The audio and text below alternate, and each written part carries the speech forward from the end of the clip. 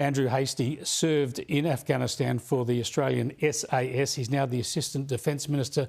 He joins me now live from Perth. Thanks for joining us, Minister. The first thing I want to do is give you an opportunity to say what you want to say about that disastrous attack, about the impact on our ally and, of course, our soldiers who are there working with them. Good evening, Chris. Good to be with you and your viewers. Well, firstly, I'd like to remember the American fallen, the 13 Marines who gave their lives overnight. Our whole of government effort, which included our ADF personnel, our DFAT personnel and Home Affairs personnel, were able to do their jobs and evacuate more than 4,000 people because of the security provided by US Marines and other coalition forces. Our soldiers would have stood shoulder to shoulder with those troops on Abbey Gates, and indeed they did only hours earlier. So our hearts go out to the families in the United States, and our hearts go out to the many Afghans who were killed and wounded as well. It's a very tough day indeed. Is this chaos and trauma we're seeing in Kabul right now a direct consequence of the weakness of Joe Biden's foreign policy? Look, there'll be a time to dissect how we came to this point, but at the moment, Chris, the good news is we got out more than 4,000 people in very trying circumstances. The RAF air crew, the soldiers on the ground, and our DFAT and Home Affairs personnel did an excellent job. But I think the attack overnight reminds us that we live in a fallen world.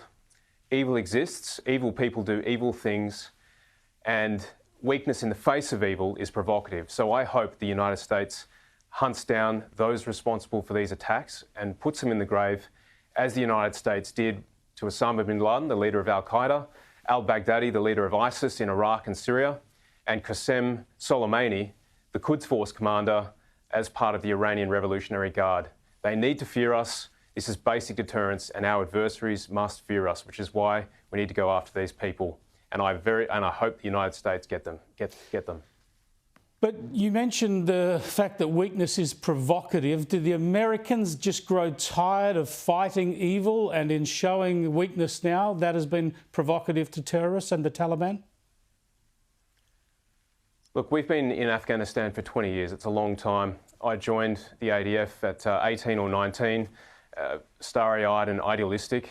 And like many veterans who've served there, I've come to realise the limitations of military force. The Afghani people are wonderful people, but at the moment there is the Taliban are in control, and we've been fighting the Taliban for 20 years.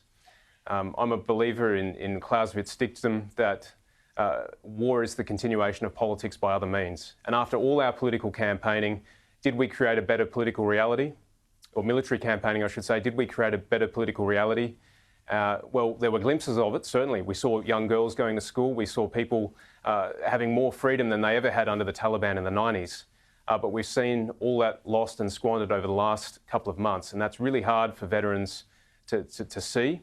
But nonetheless, Chris, those who served in Afghanistan, members of the ADF, 39,000 of them, we know 41 of them gave their lives.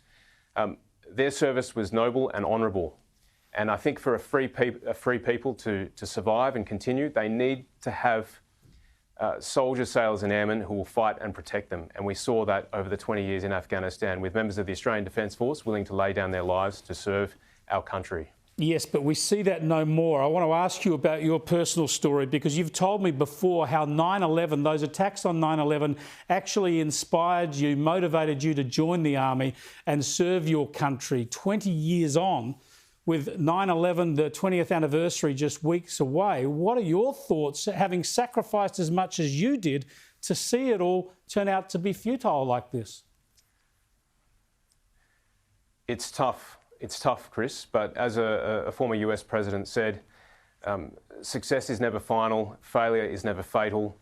I still believe in the United States as a force for good in the world. Of all the empires, if you will, over history, the US, I think, has been the most benign. Sure, there have been plenty of mistakes made in the last 20 years, and I know firsthand what it's like to make mistakes on the ground tactically. But you mentioned Joe Biden is saying now, sorry to interrupt, Joe Biden is saying now that he's sending special forces in his own time to take out the terrorists who have conducted this atrocity. the symmetry here is just astounding. This is history repeating. That's why America went into Afghanistan that 20 years ago. Sure. Well, Chris, if you think about Australia now, and I'll cast your mind back to the Defence Strategic Update in July of last year, the Prime Minister gave a speech at the Australian Defence Force Academy, and he said the world post-pandemic is going to be more dangerous and disorderly. We're seeing that danger and we're seeing that disorder right now. And it's a reminder to Australia that we need to be able to defend ourselves. We need to build ourselves up over the next decade, and we're doing that with our $270 billion defence spend. But also, we need to hang on to that security partnership that we have with the United States. It's more than 100 years old, Chris. And sure, there'll be a time to discuss these things, and I'm sure they are being discussed behind closed doors. But there are strategic adversaries out there who would do us harm, do the US harm. And so, despite mistakes that have been made, I still believe that we need to work closely with the United States. Donald Trump copped a lot of criticism, I believe, unfairly. He copped a lot of fair criticism on other issues, but he was unfairly criticised for demanding that America's allies and partners do more. Do we see the opposite problem now? We need America's allies, including us, to try and inject some steel into Joe Biden's spine. Look, we've got people like the Prime Minister, Peter Dutton, Maurice Payne, the Foreign Minister. We have very close relationships. Indeed, I've got close relationships with the United States. I took a phone call from a US congressman only a few days ago, who I met in Perth some years ago, ringing me up to let me know on behalf of the Intelligence Committee, the House Intelligence Committee in the US Congress, that the United States has our back. And that relationship is close. I'm a believer in, wounds from a friend can be trusted while an enemy multiplies kisses. We'll have discussions behind closed door.